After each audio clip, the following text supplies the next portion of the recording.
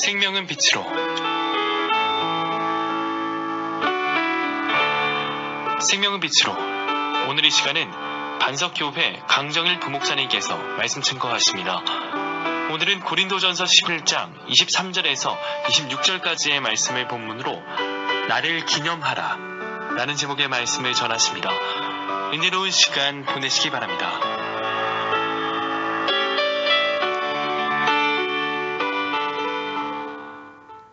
빈센트 반 고흐는 19세기 말에 네덜란드의 유명한 화가였습니다. 밤의 카페 테라스라는 작품 여러분 혹시 보신 적 있으십니까?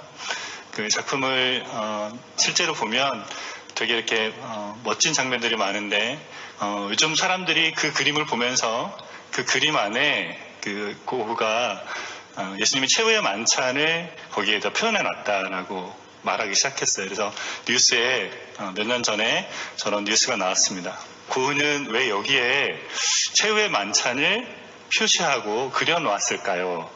이렇게 뉴스가 끝났습니다. 그 뉴스를 보면서 생각해 봤습니다. 왜 고흐가 거기에 그 레스토랑에 최후의 만찬의 모습을 그려놨을까? 아마 고흐는 그 최후의 만찬에 예수님이 주고자 했던 그 의미가 지금 자기가 살고 있었던 바로 사람들이 먹고 마시는 그 식당 안에 예수님이 주고자 했던 그 의미가 살아있기를 원했던 마음에 그것을 그리지 않았을까라는 생각을 해봤습니다. 사실 예수님께서는 고흐가 바랬던 것처럼 고흐가 바랬던 그 일을 이미 최후의 만찬을 통해서 이미 해놓으셨어요. 예수님이 만찬을 통해서 성찬 예식을 세우셨습니다. 예수님 왜 그것을 세우셨습니까? 교회 성찬을 통해서 오고 오는 세대에 주님이 주신 그 은혜를 알려주기 원해서 그렇게 세우셨습니다. 성찬을 하면서 예수님은 내 살을 먹고 내 피를 마실 때마다 나를 기념하라고 하셨습니다. 성찬을 할 때마다 예수님의 죽으심을 그가 다시 오실 때까지 전하라고 하셨습니다. 교회는 성찬 예식을 통해서 예수님의 살을 먹고 피를 마심으로 예수님과 연합하게 됩니다. 교회는 성찬을 통해서 영생의 떡을 먹고 언약의 피를 마시게 됩니다. 우리는 성찬을 통해서 예수님께서 주시는 이 영적인 은혜를 누리게 됩니다.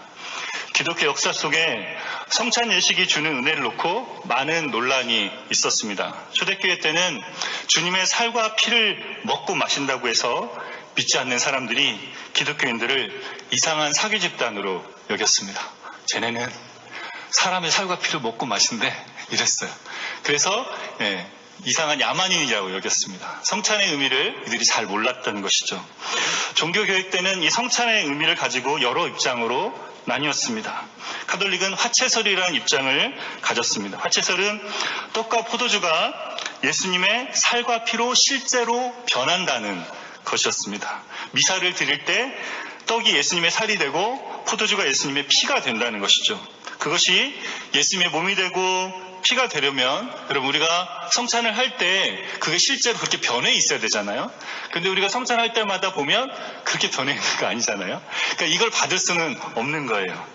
또 교회 안에서 세 가지 입장으로 나뉘었습니다. 먼저 루터는 공제설을 말했어요.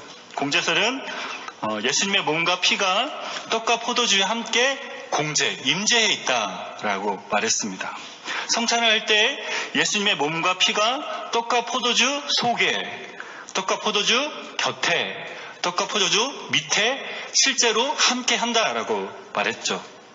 그렇게 예수님의 몸이 성찬에 실제로 임재하시다는 주장도 사실 좀 받아들이기가 어렵습니다. 또 튜빙글리라는 사람은 상징설을 말했습니다. 성찬은 주님의 죽으심을 기념하는 상징일 뿐이라는 것이죠.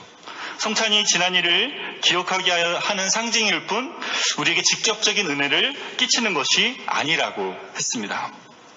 그러나 예수님께서 하신 말씀에 근거해서 볼 때 성찬은 단순히 그분을 기념하는 데서 그치는 것이 아니라 성찬을 통해서 주시는 실제적인 은혜가 있음을 우리는 알게 됩니다.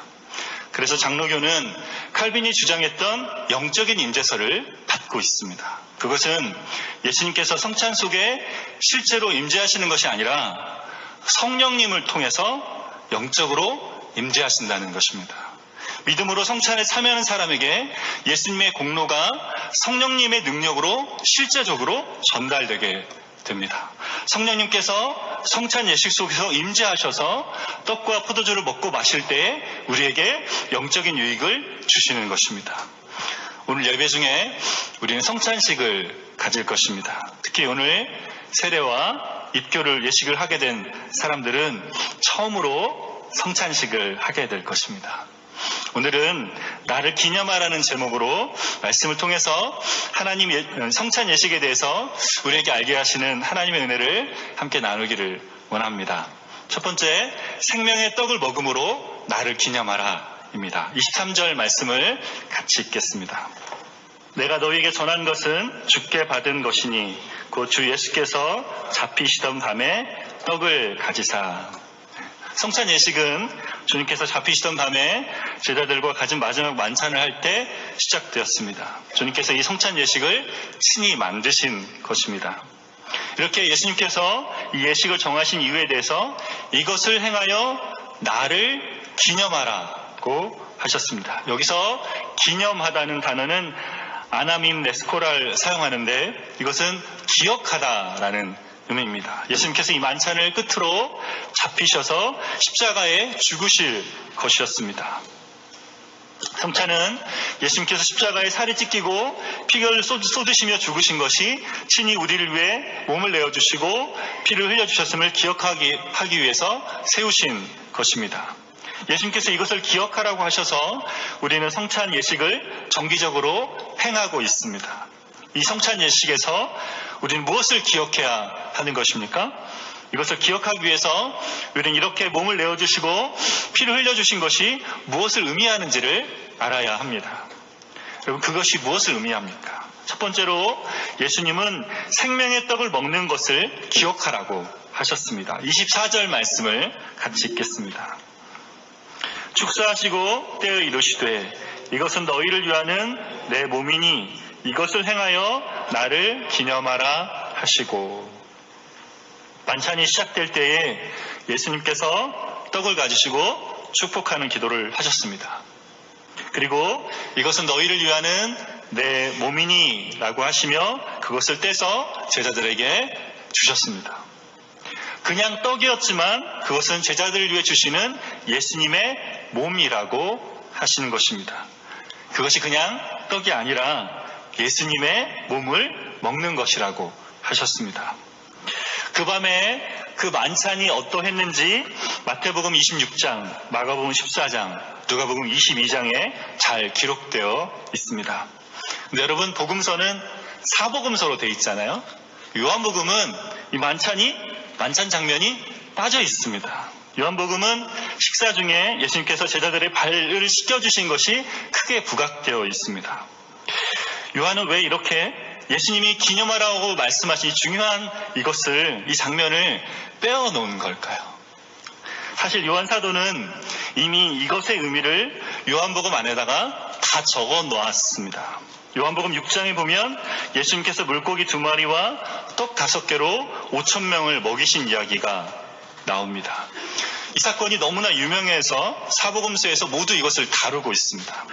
근데 이 사건에 대해서 요한복음에서는 마태, 마가, 누가복음에서 다루지 않은 내용 한 가지를 더 다룹니다. 여러분, 요한복음 6장을 좀 펴주시겠습니까?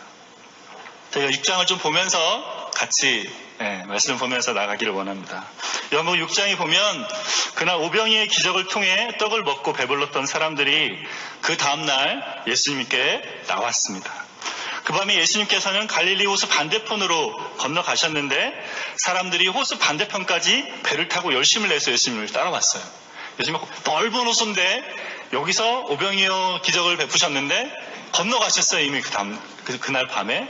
근데 사람들이 배를 타고 예수님을 따라왔습니다. 어디 가시는지 찾아보고 거기까지 따라왔어요. 사람들이 따라온 것을 보고 예수님께서 사람들이 와서 예수님한테 이렇게 말해요. 예수님, 우리를 두고 가시면 어떡합니까? 언제 가셨습니까? 그랬어요. 예수님이 사람들을 보면서 이렇게 말씀하십니다. 너희가 내게 온 것은 표적을 본 것 때문이 아니라 떡을 먹고 배가 부른 까닭이다. 이렇게 했어요.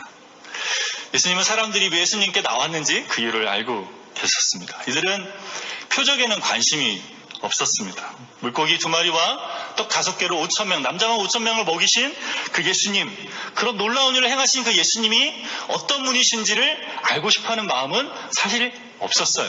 중요한 게 뭐였냐면 떡 먹고 배부른 거, 먹을 것이 해결나는 거. 예수님 옆에 있으면 먹을 것이 해결이 나는 거야.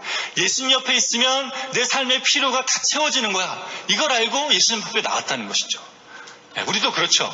여기에도 그런 마음으로 나와 있는 사람이 있을 수 있습니다. 예수님께 나오면 부자가 되는 거야. 예수님께 나오면 먹을 것이 채워지는 거야. 예수님께 나오면 자녀가 잘 되고 좋은 직장을 얻을 수 있는 거야. 예수님께 나오면, 그런 마음으로 나와 있는 사람이 있을 수 있습니다. 근데 예수님은 그런 마음으로 나와 있는 사람에게 그보다 더 귀한 것을 알려주기를 원하십니다. 그래서 이 사람들에게도 말씀하기 시작하신 거죠. 예수님께서 표적 이야기를 하시자 이들도 이렇게 말하면서 예수님께 표적을 구합니다. 요한복음 6장 30에서 31절입니다. 그들이 묻되 그러면 우리가 보고 당신을 믿도록 행하시는 표적이 무엇이니까? 하시는 일이 무엇이니까? 기록된 바 하늘에서 그들에게 떡을 주어 먹게 하였다 함과 같이 우리 조상들은 광야에서 만나를 먹었나이다. 이들은 조상들이 먹은 만나를 표적으로 내세웠습니다. 그런 표적을 예수님이 보여주실 수 있는지를 묻고 있는 것이죠. 예수님은 이들의 질문에 이렇게 답하십니다. 6장 48절에서 51절입니다. 내가 곧 생명의 떡이니라. 너희 조상들은 광야에서 만나를 먹었어도 죽었거니와 이는 하늘에서 내려오는 떡이니 사람으로 하여금 먹고 죽지 아니하게 하는 것이니라. 나는 하늘에서 내려온 살아있는 떡이니 사람이 이 떡을 먹으면 영생하리라. 내가 줄 떡은 그 세상의 생명을 위한 내 살이니라 하시니라. 만나는 참 떡이신 그 예수님을 예표하는 것이었습니다. 예수님은 하나님이 주시는 참 표적이었습니다. 예수님은 하늘에서 오신 살아있는 떡이십니다. 생명의 떡이십니다. 이 떡을 먹는 사람들은 죽지 않고 영원히 살게 됩니다. 이것이 성찬에 대해서 요한복음이 알게 하는 것입니다. 예수님의 살을 먹는 자들은 영원히 죽지 않고 생명을 얻게 된다는 것입니다. 그럼 우리는 어떻게 그분이 주신 이 생명의 떡을 먹을 수 있습니까? 예수님께서 잡히시기 전에 제정하신 성찬을 통해서 먹습니다. 우리가 성찬을 통해서 먹는 떡은 예수님이 우리에게 주시는 그분의 몸입니다. 우리가 성찬을 통해서 먹는 떡은 영원한 생명을 주시는 그분의 살입니다. 성찬식에서 우리가 기억해야 될 것이 바로 이것입니다. 성찬을 통해 떡을 먹을 때 우리는 예수님이 주시는 생명의 떡을 먹습니다. 이 떡을 먹는 사람들은 영생합니다. 사람이 이 떡을 먹으면 영생하리라 하셨습니다. 이 떡을 먹음으로 우리는 예수님이 주시는 영원한 생명을 먹게 되는 것입니다. 두 번째, 언약의 피를 마심으로 나를 기념하라 하셨습니다. 이렇게 생명의 떡을 나눠주신 후에 예수님은 이제 포도주 잔을 제자들에게 주셨습니다. 고린도전서 11장 25절 말씀을 같이 보겠습니다. 식사 후에 또한 그와 같이 잔을 가지시고 이르시되 이 잔은 내 피로 세운 새 언약이니 이것을 행하여 마실 때마다 나를 기념하라 하셨으니. 여러분, 이 잔은 어떤 잔입니까? 내 피로 세운 새 언약의 잔입니다. 이 잔을 마실 때마다 우리가 기억해야 될 것은 이것이 예수님의 피고 이것으로 새 언약을 세우셨다는 것입니다. 여러분, 새 언약이 무엇입니까? 우리가 읽는 성경은 구약과 신약으로 되어 있습니다. 구약은 옛날 언약이고 신약은 새 언약입니다. 구약에는, 옛 언약인 구약에는 예수님이 오시기 전에 하나님께서 그의 백성과 맺은 언약이 있습니다. 출애굽기 24장에 보면 하나님께서 그의 백성들과 언약을 맺으셨습니다. 이 언약을 옛 언약이라고 부릅니다. 이 옛 언약에서는 하나님의 백성들은 오직 제사장과 제사를 통해서만 하나님께 나아갈 수 있었습니다. 그들이 제물을 가져와서 제사장을 통해 제사를 드리면 하나님께서 이들의 죄를 용서해 주셨습니다. 이 언약은 피로써 맺어졌습니다. 출애굽기 24장 8절에 보면 모세가 그 피를 가지고 백성에게 뿌리며 이르되 이는 여호와께서 이 모든 말씀에 대하여 너희와 세우신 언약의 피니라 라고 했습니다. 이렇게 피를 뿌림으로 하나님과 하나님 백성은 언약을 맺었습니다. 이 언약은 하나님께서 모세를 통해 백성들에게 준 율법을 지켜 행하는 것이었습니다. 출애굽기 24장 7절에 보면 우리가 여호와의 모든 말씀을 다 지켜 행하겠습니다라고 약속을 했습니다. 그러나 하나님의 백성 이스라엘은 이 언약을 지키지 못했습니다. 그래서 하나님이 주신 그 약속의 땅에서 쫓겨나서 바벨론의 포로로 붙잡혀 갔습니다. 그때 하나님께서 예레미야 선지자를 통해서 이 새 언약에 대해서 말씀해 주십니다. 예레미야 31장 31절에서 33절에 이렇게 말씀하십니다. 여호와의 말씀이니라. 보라, 날이 이르리니 내가 이스라엘 집과 유다 집에 새 언약을 맺으리라. 이 언약은 내가 그들의 조상들의 손을 잡고 애굽 땅에서 인도하여 내던 날에 맺은 것과 같지 아니할 것은 내가 그들의 남편이 되었어도 그들이 내 언약을 깨트렸음이니라. 여호와의 말씀이니라. 그러나 그날 후에 내가 이스라엘 집과 맺을 언약은 이러하니 곧 내가 나의 법을 그들의 속에 두며 그들의 마음에 기록하여 나는 그들의 하나님이 되고 그들은 나의 백성이 될 것이라. 여호와의 말씀이니라. 이 새 언약은 옛 언약과 같지 않은 언약입니다. 어떤 면에서 다릅니까? 옛 언약은 모세를 통해서 율법을 지키는 것으로 주셨습니다. 율법을 지키는 것이 언약 유지하는 것의 조건이었습니다. 근데 새 언약은 어떻습니까? 내가 나의 법을 그들의 속에 두며 그들의 마음에 기록하여서 나는 그들의 하나님이 되고 그들은 나의 백성이 되는 것이었습니다. 새 언약은 하나님의 법이 우리 속에 기록되어 버리는 언약입니다. 그 언약은 우리 안에 거해서 우리가 하나님의 백성인 것을 알게 하는 언약입니다. 그것이 바로 예수님께서 잔을 주시면서 말씀하시는 의미입니다. 이 잔은 내 피로 세운 새 언약이니 이것을 행하여 마실 때마다 나를 기념하라 하셨습니다. 그날에 예수님이 제자들에게 주신 잔은 그분의 피로 세운 새 언약이었습니다. 예레미야를 통하여 주시겠다는 새 언약을 이렇게 주신 것입니다. 우리가 성찬을 하며 잔을 마실 때마다 기억해야 될 것이 바로 이 새 언약입니다. 이 새 언약 안에서 우리는 죄에서 자유함을 누립니다. 옛 언약 안에서 드렸던 제물의 피는 죄를 완전하게 제거하지 못했습니다. 그래서 죄를 지을 때마다 날마다 해마다 그 제물의 피로 죄 씻음을 받아야 했습니다. 근데 십자가에서 흘리신 그리스도의 피는 단번에 모든 죄를 깨끗하게 씻었습니다. 새 언약 안에 있는 사람은 이제 율법의 정죄에서 벗어나 마음에 새겨진 성령의 법을 누리게 됩니다. 성령께서 우리 마음 가운데 그분의 법을 새겨주셨습니다. 생명의 성령의 법입니다. 로마서 8장 1절과 2절에 이렇게 말씀하십니다. 그러므로 이제 그리스도 예수 안에 있는 자들에게는 결코 정죄함이 없나니 이는 생명의 성령의 법이 죄와 사망의 법에서 너희를 해방하였음이니라 말씀하십니다. 생명의 성령의 법이 죄와 사망의 법에서 너희를 해방하였음이니라 말씀하십니다. 여러분, 해방했다는 것이 무엇입니까? 우리가 일제에 매였을 때 독립하던 그 광복절 날에 모든 사람들이 나와서 부르짖었습니다. 대한민국 만세! 대한민국 만세! 부르짖었습니다. 죄에서 해방된 사람들은 죄에서 만세! 죄에서 해방되어서 만세! 이렇게 부르짖는 것이죠. 우리가 죄 지을 때마다 이 생명의 성령의 법을 우리는 주장하는 것입니다.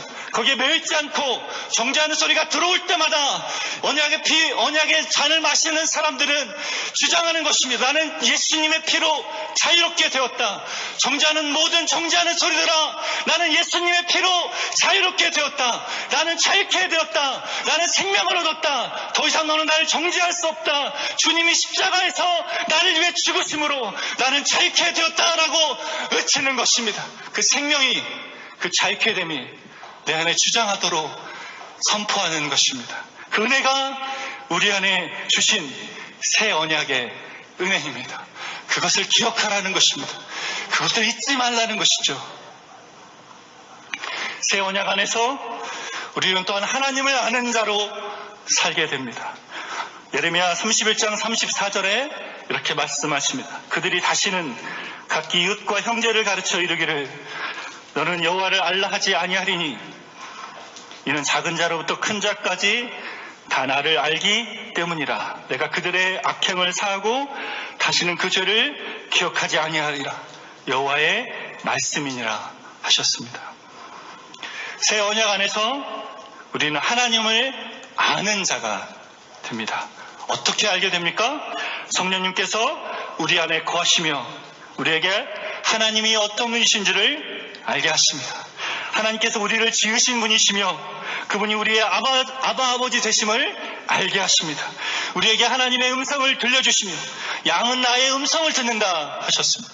하나님 아버지를 알고 그분의 말씀을 듣고 그분의 말씀을 깨닫고 하나님이 하나님이신 것을 알고 그분의 말씀을 따라서 금성을 듣고 따라서 걸어가게 되는 것입니다.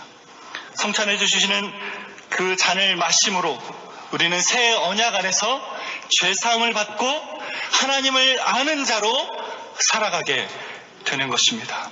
세 번째로 나의 죽음을 전하며 나를 기념하라 하셨습니다. 이제 예수님은 이 떡을 먹고 마시면서 해야 할 일을 말씀해 주십니다. 고린도전서 11장 26절 말씀입니다. 너희가 이 떡을 먹으며 이 잔을 마실 때마다 주의 죽으심을 그가 오실 때까지 전하는 것이니라. 예수님의 몸과 피를 먹고 마실 때마다 예수님의 죽으심을 오실 때까지 전하라고 말씀하십니다.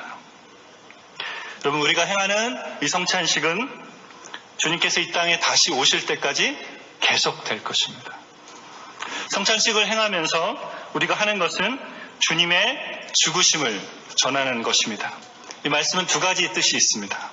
먼저 우리가 이렇게 성찬을 행하는 것 자체가 예수님의 죽으심을 전하는 것이 된다는 것입니다.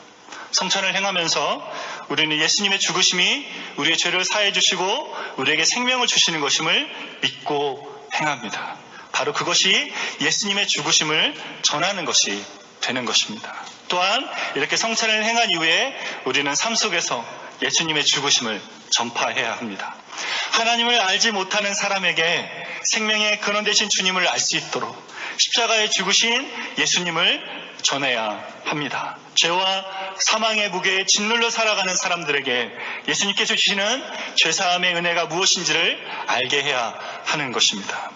그렇게 성찬을 행하면서 또 행한 후에 예수님의 죽으심을 세상 가운데 나타내야 하는 것입니다. 성찬에서 주어지는 떡과 잔은 그 자체로 예수님의 살과 피는 아닙니다. 그러나 떡과 잔을 먹고 마시는 성찬 예식을 행하는 자리에서 성령님께서 함께 하십니다. 우리에게 영생을 주시며 죄를 용서해 주시고 죄와 싸워서 승리케 할 힘을 주십니다. 고난 중에 있는 자에게 믿음을 주셔서 주님을 말씀과 뜻을 따라 살아갈 능력을 더해 주십니다. 또한 주님을 사랑하고 지체를 사랑하고 깨어진 세상과 잃어버린 영혼들을 향한 아버지의 마음을 갖고 살아가게 하십니다. 성찬을 통해서 이 은혜를 풍성히 누리시는 우리 모두가 되시기를 소망합니다. 끝으로 요한복음 6장 54절에서 58절 말씀을 함께 읽고 말씀을 마치도록 하겠습니다. 요한복음 6장 54절에서 58절입니다. 내 살을 먹고 내 피를 마시는 자는 영생을 가졌고 마지막 날에 내가 그를 다시 살리리니 내 살은 참된 양식이요 내 피는 참된 음료로다. 내 살을 먹고 내 피를 마시는 자는 내 안에 거하고 나도 그의 안에 거하나니 살아계신 아버지께서 나를 보내심에 내가 아버지로 말미암아 사는 것 같이 나를 먹는 그 사람도 나로 말미암아 살리라. 이것은 하늘에서 내려온 떡이니 조상들이 먹고도 죽은 것과 같이 아니하여 이 떡을 먹는 자는 영원히 살리라. 아멘.